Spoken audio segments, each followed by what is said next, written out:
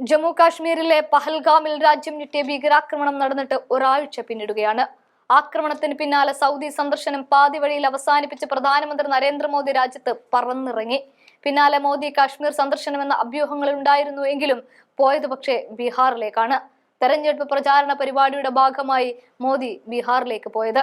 തന്റെ അച്ഛനടക്കം കാശ്മീരിൽ ഭീകരരാൽ കൊല്ലപ്പെട്ട ഇടത്ത് പ്രധാനമന്ത്രി എത്തുമെന്ന് കരുതിയിരുന്ന ഒരു പെൺകുട്ടി തന്റെ നിരാശ പങ്കുവെക്കുന്ന വീഡിയോ കഴിഞ്ഞ ദിവസം രാജ്യം കാണുകയും ചർച്ച ചെയ്യുകയും ചെയ്തു. വലിയ നിരാശയിലാണ് ആ പെൺകുട്ടി സംസാരിക്കുന്നത്. മോദി കാശ്മീരിൽ നേരിട്ടെത്തി സ്ഥിതിഗതികൾ വിലയിരുത്തുമെന്ന് BJPയുടെ IT സെല്ലുകളിൽ നിന്നുള്ള റിപ്പോർട്ടുകളും സൂചിപ്പിച്ചിരുന്നു. എന്നാൽ അതിന് മെനക്കെടാതെ ബീഹാറിലേക്ക് പറക്കാനുള്ള ചേതോവികാരം മാത്രം എന്താണെന്ന് വ്യക്തമല്ല. ഇതിനു പുറമെ രാജ്യത്തെ മോദി അനുകൂല മാധ്യമങ്ങളും പഹൽഗാം ആക്രമണത്തിൽ കേന്ദ്ര സർക്കാരിനുണ്ടായ വീഴ്ചകൾ മറച്ചുവെക്കുകയാണ്.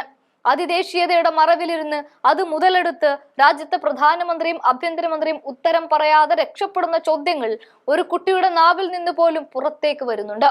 മതവികാരവും ഭരണവും കൂട്ടിച്ചേർത്ത് സ്വയം ഉണ്ടാക്കിയെടുത്ത ഒരു പ്രതിരോധത്തിന്റെ മറയാണ് കേന്ദ്ര സർക്കാരിനെ രക്ഷിച്ചു നിർത്തുന്നത്.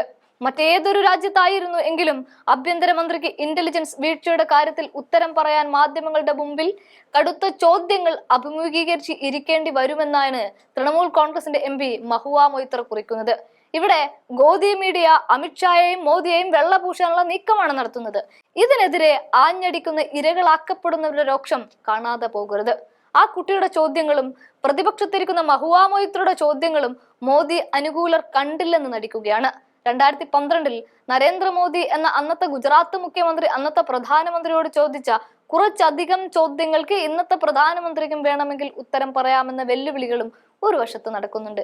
എങ്ങനെ തീവ്രവാദികൾ ഇന്ത്യയിൽ വന്നു? അതിർത്തി നിയന്ത്രിക്കുന്നത് നിങ്ങളല്ലേ? തീവ്രവാദികൾക്ക് ഇന്ത്യൻ കറൻസികളും മറ്റും സഹായവും എവിടെ നിന്ന് ലഭിക്കുന്നു? പണം ഇടപാടുകൾ നടത്തുന്ന RBI നിങ്ങളുടെ പക്കലല്ലേ? മുഖ്യമന്ത്രിയായിരുന്ന മോദി അന്ന് പ്രധാനമന്ത്രിയായിരുന്ന മൻമോഹൻ സിംഗിനോട് ചോദിച്ച ചോദ്യങ്ങളാണിത്. ആ ചോദ്യങ്ങൾക്ക് വേണമെങ്കിൽ ഇന്നത്തെ പ്രധാനമന്ത്രിയായിരുന്ന മോദിക്കും ഉത്തരം പറയാം. അതിർത്തിയിൽ നിന്ന് കിലോമീറ്ററുകൾ ഇപ്പുറത്തേക്ക് എങ്ങനെ ആയുധധാരികളായ തീവ്രവാദികൾ എത്തിയെന്ന ചോദ്യത്തിനും അവരെങ്ങനെ ആരുടെയും കണ്ണിൽപ്പെടാതെ രക്ഷപ്പെട്ടു എന്നും ഒളിഞ്ഞിരിക്കുന്നുവെന്ന ചോദ്യത്തിനും ഉത്തരം വേണ്ടേ? പഹൽഗാമിലെ സുരക്ഷാ വീഴ്ച എങ്ങനെയെന്ന കാര്യത്തിൽ കേന്ദ്ര ആഭ്യന്തരമന്ത്രി അമിത്ഷാ ഉത്തരം പറയേണ്ടതുണ്ട്.